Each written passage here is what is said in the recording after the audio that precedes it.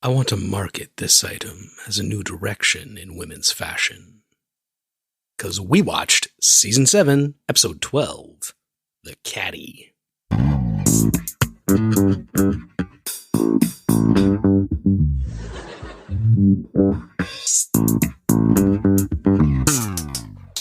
So, Katie. Hello, Derek. How did you like The Caddy? I only wrote about half a page of notes, so I guess I liked it. I was just watching it. Mm-hmm. You really hyped it up. For 2 weeks, you've been talking about, this episode. I can't wait to watch this episode. Now I know the 2 reasons why. Do you know what I kept thinking about when I was thinking about how good this episode is? What? Jerry, it's Frank Costanza. Steinberg is here. George is dead. Call me back. Yeah. Which Jerry Seinfeld has said is his favorite line from the entire series. You know, I wrote down somewhere here, all the guest stars are in this. Every one of them. Newman wasn't there, but pretty much everybody else is in there. There's a lot of guest stars. Do you want to do the guest stars? Let's do it. So we had Jerry Stiller and Estelle Harris returning as Frank and Estelle Costanza. We had Heidi Swedberg playing Susan. We had Phil Morris returning as Jackie Childs. We had Richard, I'm reading my writing and I think it says Turd, but I don't think it's his last name. I think it's Richard Hurd. Okay. Really looks like Turd. Returning as Mr. Wilhelm. John O'Hurley returning as Jacopo Peterman. However, we did have 2 new guest stars. We had Brenda Strong playing Sue Ellen Mischke. She was in Party of Five, Starship Troopers, and Desperate Housewives. Don't forget the Merlot. Clink. What, you fall into it. We also had Armin Shimmerman, played Stan the Caddy. He was in Beauty and the Beast, the TV series. Huh. He was the principal on Buffy the Vampire Slayer, and he was Quark in Star Trek Deep Space Nine. I'd forgotten that you said that, and I knew that he was somebody, and I was like, I've never seen this person in my life. You've definitely seen that person in your life.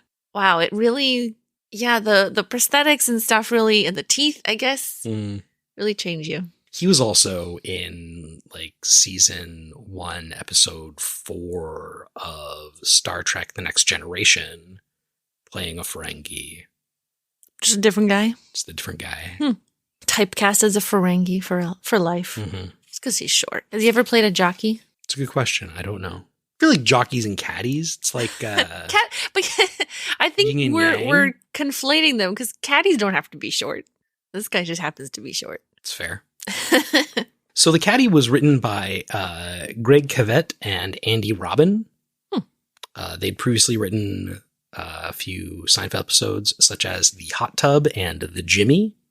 And Andy Robin had also written The Junior Mint. It was directed by Andy Ackerman. It was aired on January 25th, 1996.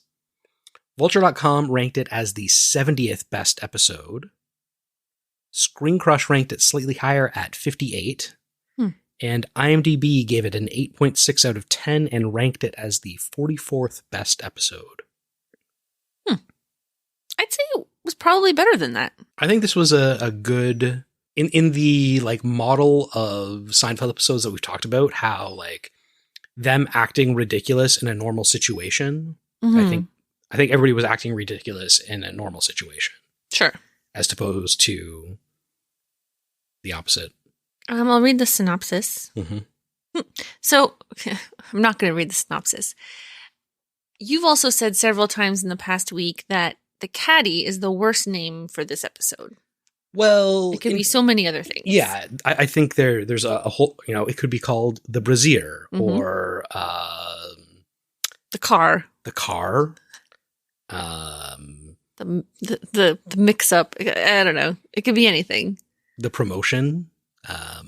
The Accident. When you think back on this episode, are you going to remember that Kramer had a caddy, or Sue Ellen Mischke and the O. Henry Bar? O. Henry Bar? Yes. Why does that sound weird? O. Henry Bar. O. Henry Candy Bar. Millions.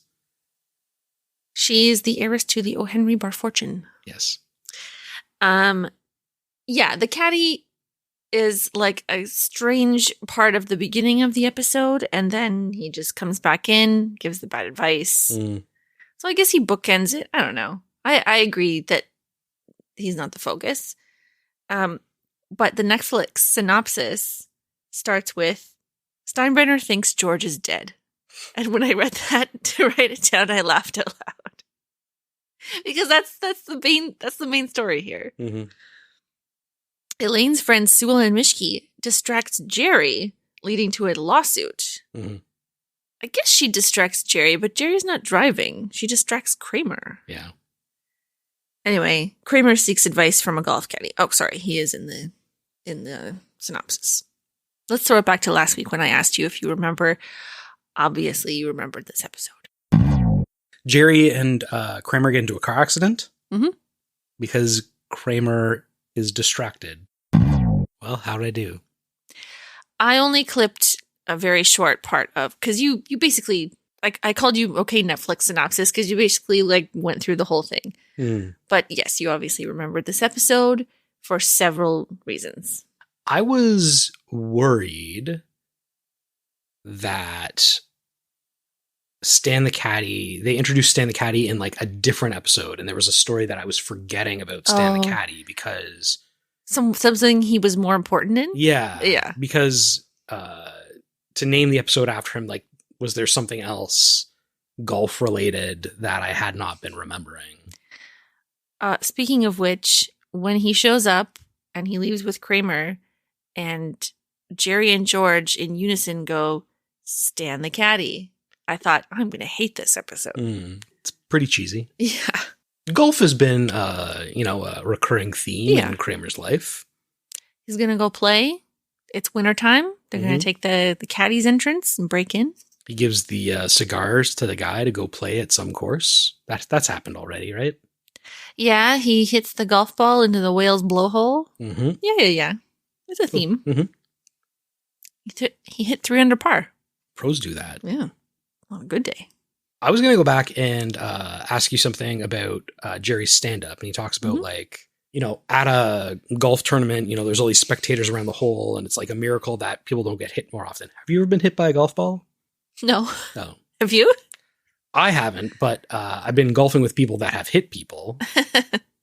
It's unpleasant. What are they based off their reaction? Are they on the green? And there was one time where I was with my friends, and there was like a backup, and so there's another like foursome that was like waiting for us to tee off.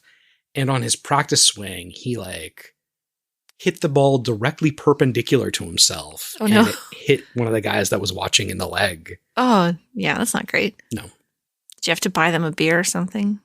I just apologized. We were teenagers. I don't think we could buy beer then. We were playing a little game of whack. Apparently. So George locked his keys in the car. Have you ever locked your keys in the car? Oh, yeah. Oh, okay. How did you get them out? The one time I'm thinking of, I was at Sherway Gardens. I had a York University lanyard on my keys. I didn't go there. I don't know why I had this lanyard. And it was just like mocking me because it was, still in the ignition, hanging down. And my parents were out of town. So I called them, and they were thankfully like coming back to Toronto from wherever they were, like Buffalo or something. So I just hung around and waited, and they showed up and unlocked the car for me. I have run out of gas more than once. I've never run out of gas. I know what? This all happened in the same car, so I blame that car. I think maybe the gas gauge was faulty. Did it all happen to the same person? I have also locked keys in multiple cars, but when I had a Ford Ranger, I learned how to pick the lock. With what? You could use a screwdriver or like any. Oh, you lift up the handle and just like poof. Okay. Yeah. Did you teach me to do that to get into your car? I think I might have showed you how easy it was to break into a Ford Ranger. Trivial. Yeah. Somebody who else that had a Ford Ranger told me they watched a YouTube video, and then they just described what it was. And then you did it? And then I did it. And I was like, wow, this is way too easy. It seems like a design flaw. I mean, our car won't let us lock the keys in anymore because it honks and beeps and the doors open and stuff if you like walk away with the keys inside. It won't let you drive if your keys are in the trunk. I think it will. No, it won't. I think it will. It will not. As I've thrown like a backpack in the trunk, gone to get in, and it's like and the trunk opens and it doesn't start. Is that a safety feature if you're like being kidnapped? You're stuffed in your car? No. Oh, okay. As a child who grew up in the 80s, society lied to you about how often you were going to be kidnapped. Locked in the trunk of a car. Made it seem like it was going to happen much more often than it actually did. Jerry asks George, how did you lock your keys in the car? He goes, how? I'm an idiot. The George writing in this episode is really good. And he says he's just waiting for the membership to kick in with the towing company to get a free locksmith. There was one time when I was driving up the DVP in that same Ford Ranger, and I got a flat tire. Is that when the thing like exploded through your wheel? I don't know. I still don't know what happened. I think somebody might have shot out my tires. It's not outside the realm of possibilities. Your rim was like torn apart. There was a hole in my rim. Yeah. Like my rim. Anyways, I called CAA. Yeah. And I was like, can I get a tow? And they're like, yeah, what's your membership number? And I'm like, oh, I don't have a membership. And they were like, well, you can sign up for a membership. And I was like, I just want to use it right now. Yeah. And they were like, well, we can just call a tow truck for you. I'm like, yeah, please do that. I mean, yeah. Do I sign up for a membership? And then it's like, what if I had to wait? Anyways, it reminded me of that. Yeah. I had a CAA membership for a long time, but now we have like a car thing with our credit card. Yeah, you can there's a thing on your credit card, TD Auto Club. I do like the CAA triptych maps that you used to get. Where they would giant paper map? Well, it was like the book, and you'd flip through it, and they just highlighted down every page, like, you're taking this interstate, and then you keep taking it, and then you take it some more. It was pretty silly, but before smartphones, I had a lot of those triptychs. I think I might still have them. I have a lot of old maps. Are you okay? We get an inner monologue from Elaine. I don't understand when in her inner monologue she said to herself, who does she think she's kidding? Does she think that Sue Ellen thinks that we don't know that she's not wearing a bra? Does that make sense? I think we know she's not wearing a bra. We know she's not wearing a bra. Does she think nobody knows she's not wearing a bra? I don't think so. And based off her behavior in this episode... You don't think she cares? Yes. Yes, okay. But Elaine thinks she should care. She calls her the braless wonder. I think it's funny that, I don't know if they cast her specifically for her height, but Elaine's eyes are... Tit level? Exactly tit level. Yeah. Great place to be. So she comes up with a scheme, and Sue Ellen Mischke invites her to a birthday party, and Elaine basically makes up an excuse, I think, to not go. And she says, well, I hope you still buy me a gift. Is it a joke? I think that's a joke. Yeah.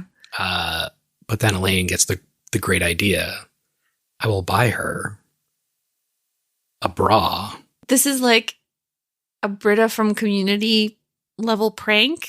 It's like, I'm going to do this devious thing. I'm going to put a hat on a frog. It's like, it's not really a great joke. It's not a super clever plan, is what I'm saying.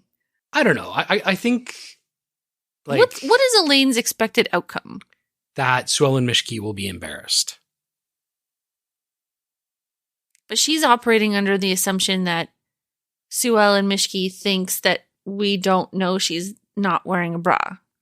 Wait a minute. See, I think Sue Ellen Mischke doesn't care about wearing a bra, but Elaine thinks that Sue Ellen Mischke thinks that we don't know that she's not wearing a bra, but Sue Ellen Mischke doesn't care. Right. So she's like, I'm going to get her like this. It's doomed to fail. I mean, George points out that she may just consider it a nice present To which Jerry says, "If I ever bought you a jockstrap." Did you notice it was very fuzzy in Jerry's apartment during that scene? The 4K edit where they like framed it differently and blew things up was apparent in a bunch of shots here. So George is going to go up to the Ross's cabin. They rebuilt it. He's going to leave his car at the stadium. He parks 3 spaces away from George Steinbrenner. Well, Seinfeld doesn't have an unlimited setup. I was kind of surprised that he had a dedicated parking spot with his name on a placard. Yeah. Like, it goes Steinbrenner, someone else, Wilhelm Costanza. Maybe it's alphabetical. It doesn't No. Anyway, they're going to the cabin. But because his car is stuck there, they think that he's pulling these crazy hours because Wilhelm is the first one in the morning. Yeah. Sees his car, or Steinbrenner's the first one in the morning, and then Wilhelm's the last one to leave, and they're like, oh, he's always here. And Jerry, I love when Jerry brings up, like, don't you think that's a problem? They're going to expect you to be there. And George goes, my presence in that office can only hurt my chances regarding the promotion. I love it. I also really liked me, as usual, I'm up and down with Kramer, but I really liked when he shows up in Jerry's apartment. George has figured out, he's realized the flyer thing. And so he wants Jerry to go take the flyers off his car. And Jerry just goes, what are you doing? He's like, no, nothing.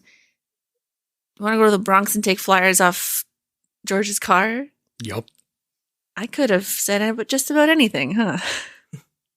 And I love a friend like Kramer who's up for whatever stupid errand you have to do. But when Kramer and Jerry get up there, there's flyers all over the car. There's pigeons all over the car. Mm-hmm. I don't understand why the pigeons would be on his car and not other cars. Like, one might assume that they were on all the cars, but other people have washed them. Oh, that makes sense. And taken the flyers off. So that's one day. Right? Because George was there the day before. Yeah. The promotion is dangled. And then he's going up to the cabin. But he didn't realize, like, maybe he didn't go and look at his car at all. For multiple days. Because he said it had been there for 3 days. I guess. I feel like he would have looked at it. I don't know. Sometimes I'm like, when I park around the corner, I'm like, I'll check on this a couple of times. And then I'm like, I didn't check on it. It's, hopefully it's still there. It's still there. Yeah. It always is. I've never had a car. Have I ever had a car stolen? No. Never had a car stolen. It's been broken into a whole bunch. I can't believe someone broke into our car and took my lip balm. That's pretty gross. Like, who would use a stranger's lip balm? I think they probably just grabbed whatever. And they also took my Stormtrooper air freshener, and I'm still mad about it. They did. And my Swiss Army knife. So they crash. Elaine has a crazed look in her eyes as she's suggesting that Kramer sue Ellen Mischke. She wants to get her and her Henry Bar fortune. I liked spiteful Elaine when she was like scheming with this bra gift at the like start of the episode. But this, like, I don't know if they just like haven't set it up enough, but like her, I guess like, her boyfriend. She stole my boyfriend. Yeah. Although the shirt that that a young Sue Ellen Mischke was wearing, like, I don't think you could wear a bra with that shirt. Oh yeah, you can. Okay. I'm not a women's fashion expert. No, it would have just a super low front. And like a low shelf. You could wear a bra with that shirt. What about in the back? Because it was open in the back too? I think it was backless, wasn't it? I didn't notice I wasn't looking at the back. So no bra. But what do you think about no bra? Go for it. Is it more attractive than bra? Is it the movement? How they swing. Later, one of the notes I wrote down was the braless wonder gets Jerry to flip-flop. I don't know. Yeah, her tits look good to me. She's a menace to society. Apparently. She was flouting. So, do you want to talk about this? Her just wearing the bra as a top? So you said last week, I didn't put it in the throwback, but you said she predicted fashion. This is women's fashion in 2024. Is it? Women wearing like a bustier with bustier is different than bra. Bustier is different than bra. Barely. That bra was intricate with lace. Yeah. It was. Yeah, come on. I'm sorry. What are you saying? Women's fashion today is like underwear with a pantsuit jacket on top, and look at Zendaya. Look at Alison Brie. Look at Sydney Sweeney. Look at like what are these women wearing on the thing? You've obviously done your research. Underwear. Yeah. And I'm all for it. Mm-hmm. But like, come on. Well, you know what? You are right. I know what you mean. But a bustier and bra, not the same thing. I don't like the word bustier. A bustier is a corset with a bra attached. Yeah. So it's not just a bra, but it's essentially a bra. It is an undergarment, but it covers way more than a bra. So I'd say it's less than a bathing suit. What kind of bathing suits? You can have a triangle top. Fair. Which women are wearing out and about anyways. As they should. Great job on the Gatsby swing top. It's a winner. Jay Peterman says, we're going to make, that this is the new thing. We're going to make this bra a top. I want Zelda Fitzgerald driving the men crazy. He's such a quaint weirdo. He's kind of like a more sexual Mr. Fish Odor from Bob's Burgers. Yes. And 2 eyes. He does have 2 eyes.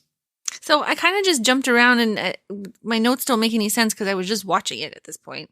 Yeah. So where are we? So I wrote, how about good morning? When Mr. Wilhelm walks into Mr. Steinbrenner's office and he starts talking about George's missing. How about good morning? Yeah. The whole part of Steinbrenner and the Costanzas, I didn't write anything because I was just enjoying it. Frank yelling at him for the trades he made. This can mean only one thing. George is dead. Steinbrenner goes and visits the Costanzas at home and breaks the news. He's been working long hours. Are you Real sure dynamo. You're talking about George? And Frank is just upset about the trades that he's made. I should have written down who he traded away. I can't remember, but I was going to write and I was thinking, he looks upset. How nice. Mm-hmm. He's actually sad his son is dead. No. So there's a trial. Sue Ellen's gotten to Jerry. I would say she was going to see Kramer. Like she didn't go and find Jerry and try and turn him, right? He seems like an easily turned, he goes to unlock that door pretty quickly. He turns fast for that door. I mean, Jackie Childs has presented this great case. Mm-hmm. It's in the bag. It's in the bag. Caddy says, you're on the green. Now go for the cup. Have her try on the bra. Mm-hmm. Of course, this is an OJ reference. R.I.P. I know, he just died. He died today. And she goes to try on the bra. She puts it over her shirt or leotard. Mm-hmm. Doesn't fit. Can't put a bra on over a leotard. It has to be against the skin, like a glove. Very good reference. Very good reference. Mm-hmm. That's all I had. Is the bra that she's wearing earlier in the episode one that clasps in the front? I wrote around the back. I didn't I've never had a front closure bra like that. What? I'm not the biggest swinging tomcat out there. I've never encountered a front clasping bra. I think they are not super, how do I put this, secure? Like a front clasp. Catastrophic. Yeah, failure. Mm-hmm. Because any bra goes narrower in the middle. So you get the deep V. Mm-hmm. And so you can't have 2 or 3 hooks there. It's got to be 1. And single point of failure. A lot rests on that. Yeah. One little hook. There's been a huge discussion about how to put on a bra. on a podcast I listened to called Best Friends. And so it's two women best friends, Nicole Byer and Sashir Zamita, got on the topic of bras and how you put them on. And I can't remember who puts them on how, but they did not put their bras on the same way. And so they asked their female producers and engineers, how do you put on a bra? And there was this, and so then they're at podcasting studios. They're like, go outside, ask other women. So someone goes outside and they're like, hey, how do you put on a bra? And they're like, I clasp it in the front and I turn it around. And they're all freaking out. It's like one of those things that you do all the time, but you never see other people do, so you don't know if you're doing it weird. Like wiping your butt. Listen, Stander, you are wiping your butt weird. We don't need to rehash this I think we do. Conversation. Rubs, huh? I have to admit, never tasted one of those. Another good line is when Jerry asks George, like, oh, aren't you going to tell your parents you're not dead? No, they could use the break. I like when George limps in with the crutches and then Steinbrenner reveals that they thought he was dead, so they hired someone else for the job, and he just, no pretense, just stands up straight, folds up the crutches, takes the bandage off his head, and walks out while Steinbrenner's talking. Figured out how we could get Griffey and Bonds and not give up too much. So let's talk about O. Henry. There are various origin stories for the recipe and the name. Okay. I read most of a very long article about it. It was really boring. Basically, there's an American O. Henry and a Canadian O. Henry. Oh. Different recipes. Well, you can't, because in 2019, Ferrara discontinued the American O. Henry. Oh. Yeah. So are they selling Canadian O. Henrys in America, or can you not get O. Henrys in America? No. So you can't buy anything called O. Henry in America, but Hershey sells the Canadian O. Henry as a rally bar in the U.S. Oh, okay. So what we know as O. Henry. It's called Rally? Rally. There's been... Never heard of a rally bar. Me neither. There's been some version of a rally bar that's like been introduced and discontinued in the U.S. And they're like, well, we have this name, so we can't call it O. Henry because it's owned by this other company. So we'll just send it out as Rally. It's like, what do they call Burger King in Australia? Because there Burger Prime Minister? No, there already was a Burger King there, and so like when Burger King went there, it has like. We'll correction it later. So I tried to find out if there is an heir to the O. Henry bar fortune, and I didn't really come up with an answer. But it was invented by one guy, so presumably, sure. There could be an heir, but What's it was that hand motion you were just doing. That signifies generations. It looks like you're pulling poop out of an invisible butt. Listen, have you seen an American O. Henry bar? It really looks like a turd. Put it together. What's your favorite chocolate bar? Oh, that's a good question. As a kid at Halloween, I would trade O. Henry's for Mr. Big's, and I felt like they were... Wait, you wanted Mr. Big? Yeah. Oh, I hate Mr. Big.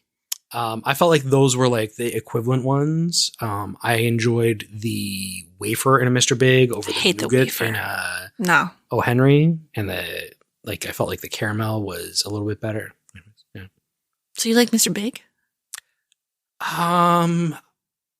No, I don't know. Like, okay, you have. If you're like, you have to go into. Yeah. I was gonna say you have $1. That wouldn't be enough. You have $5. You have $3.25. Go to the Quickie Mart. What are you buying?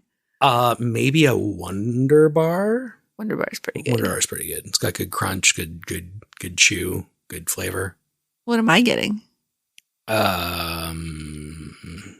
you know your wife? We so rarely get these things. I guess you don't. Oh, you're getting an Eat More. Yeah. Love Eat More. Well, when was the last time you had an Eat More? Recently. Oh my God. I mean, like within the last 5 years. That's not recently. Well, I wasn't a child. When you said recently, I thought you meant like last week. You went. I mean, like we were driving through the middle of nowhere at a gas station, and I was like, well, I'm hungry. I'll get this. So a little bit of controversy with this episode. Oh, yeah? Yes. At a Star Trek convention in 2017, Armin Shimmerman was asked about his experience on Seinfeld. And he said, I quote, "I hated them. Hated them. They were non-communicative, ugly, non-responsive. What's the word? Insular." And he went on and talked about how nobody talked to him while he was on set. They would have conversations like while he was there over top of him, like Jerry and Julia were talking about their like Christmas plans and didn't like turn and be like, "Oh, what are your Christmas plans?" I see. And so recently, actually, on Jason Alexander's podcast, he asked Wayne Knight about this. Can I ask you a question about that? I wasn't thinking about this, but so recently I've seen there was an actor named Armin Shimmerman who did an episode of our show, and I saw something about Keith Hernandez, both of which Armin said that our cast was very unwelcoming to him. He felt like he was not appreciated at all. Keith Hernandez said, I in particular I think the word was standoffish. I always thought we were, and I'm not looking for a compliment here, I thought we were kind of a welcoming set. We were excited about people. Have you ever been on another show? Yeah. No, well, then, and you still think that? Anyway, were we? No. Were we cold? Were we welcoming? Were we warm? Were we? You were professional. And you were the top show on television, and it was like, this is opening night on Broadway. Don't fuck it up. I enjoyed being on the show because every time you started a scene, you knew it delivered. You just had to not be in the way of it. Right, yeah. Find the joke, hit the joke. The joke is there. Yeah, so I was going to say, this is a day player, right? A guy who's come in to do, 3 scenes on the top show on network television. And, like, I guess, what are his expectations? He's going to be instant friends? Plus, there are a lot of people in this episode. That's true. From like, you know, the story about that, you know, he said that nobody spoke to him other than to give him cues and direction while he was on set. So I don't know. Yeah. I mean, on Star Trek, he was a regular. He was Quark, Katie. Quark. Did they know he was Quark? No, that didn't happen until after. Okay. So who was he? He was just some guy. He was just some slightly weird looking short guy. Sure. From Beauty and the Beast. So I'm sorry he had a rough time, but I think that's kind of silly. I have no corrections. We were perfect. The only thing I wanted to ask you about was whether or not you had heard about Pop-Tarts. Have I heard about Pop-Tarts? Yeah. I'm familiar with Pop-Tarts. You're familiar with Jerry Seinfeld's new television series on Netflix called Pop-Tarts? No. Oh. Jerry Seinfeld has a new television series. Okay, what is this about? It's about a company that makes Pop-Tarts. Apparently, I haven't seen it. I don't think it's out yet, but like that was like, remember when I showed you the picture of him on late night television? Oh, where he has hair again? Yeah, where he has hair again. It's because he's like starting to do press. And really big, very talented cast. Also Amy Schumer. So Pop-Tarts. It's literally about a Pop-Tart factory? Yeah. Okay. I don't know. In the year 2024? No, it's like takes place in the 70s or 80s or something, I think. Okay. If my understanding is correct. All right. I'm listening. Next podcast? Maybe. Concurrent podcast? Maybe. Popcast? Tartcast? Pod Tarts. There we go. We've got our name. Pod Tarts. I love it. Apparently, Apple Podcasts is changing its behavior so that if you subscribe to a podcast but you don't listen to it, it won't download the episode onto your device. And so a lot of older podcasts that people have subscribed to but maybe aren't listening to, but they were still getting like numbers because their episodes were being downloaded, are showing like decreased listenership. Well, I guess it's true though. People aren't listening. Yeah.